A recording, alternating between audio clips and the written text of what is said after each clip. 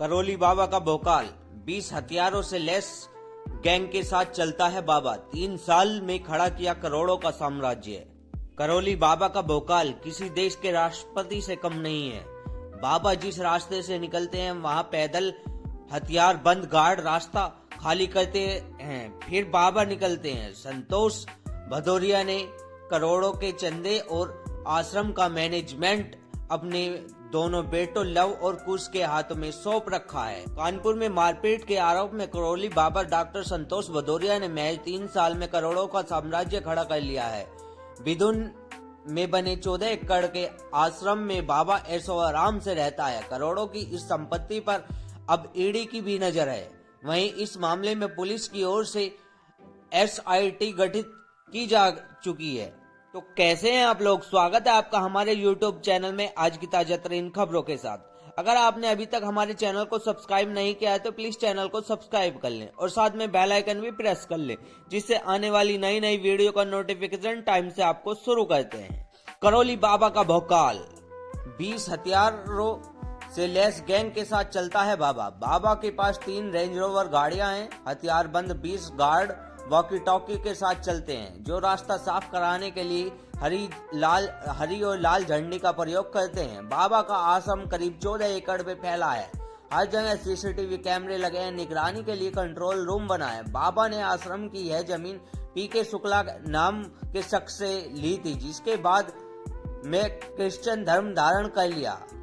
ये जमीन बाबा को भूदान पट्टा के तहत स्कूल बनाने के लिए मिली थी, लेकिन बाबा ने आश्रम खोल लिया। आश्रम के चारों तरफ से 8 फीट ऊंची दीवारों से घिरा है। यहाँ हर दिन 3500 से 5000 तक लोग आते हैं। अमावस्या वाले दिन यहाँ तादाद काफी बढ़ जाती है। 20,000 से ऊपर लोग आ जाते हैं। YouTube पर फॉलोवर बढ़ने के साथ ही बाबा ने 17 देशों में अपना व्यापार चालू कर लिया है।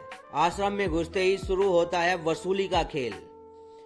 विदुन के करौली आश्रम में 2 मंदिर हैं। एक करौली सरकार यानी राधा रमन मिश्रा का है और दूसरा मां कामाख्या का है। यहाँ आने के बाद ही वसूली का खेल शुरू हो जाता है। आश्रम में आने वाले लोगों को पहले 100 रुपए में रजिस्ट्रेशन कराना होता है। इसके बाद 100 रुपए बंधन का चार्ज लगता है। बंधन यानी कमर पर सफेद धागा बांध दिया जाता है। इसे हर 3 महीने में रिन्यू भी कराना होता है। इसके बाद 100 रुपए की 2 अर्जियां दोनों दरबार के लिए लगती हैं। साथ ही उन्हें 8वें और 9वें दिन के हवन में शामिल होता है। इसके लिए करीब 6200 रुपए लगते हैं। यानी यहाँ आने वाले हर शख्स को कम से कम 6600 रुपए का खर्च करना होगा। इस बाबा ने तो आश्रम के नाम पर पैसों की लूट मचा रखी है। जिधर देखो उधर कभी किसी तरह से वसूली की जा रही है, कहीं किसी तरह से वसूली की जा रही है। कभी भगवान के नाम पर वसूली की जा रही है, कभी हवन के नाम पर वसूली की जा रही है, कहीं रजिस्ट्रेशन के नाम पर वसूली की जा रही है, तो कहीं इलाज के नाम पर वसूली की जा रही है। चारों तरफ बाबा का यह खेल दिन प्रतिदिन बढ़ता ही जा रहा है।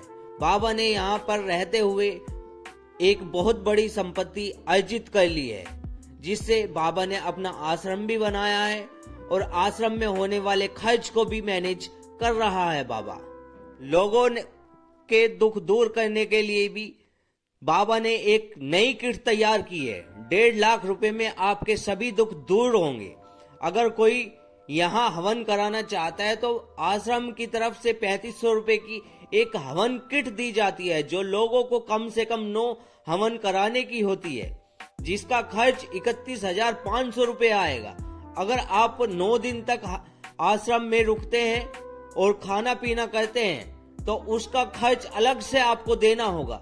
जो लोग 9 दिन का हवन नहीं कर सकते या जिन्हें जल्दी जाना है, उनका 1 दिन का खर्च बाबा ने 1.5 लाख रुपए की किट में तैयार किया है। बाबा का बयान। करौली शंकर महादेव लवकुश आश्रम की ओर से पत्र जारी कर बाबा ने कहा है कि उनके खिलाफ दर्ज कराई गई रिपोर्ट सनातन धर्म को बदनाम करने का उद्देश्य है। FIR बगैर जांच किसी भी के दबाव में लिखी गई है।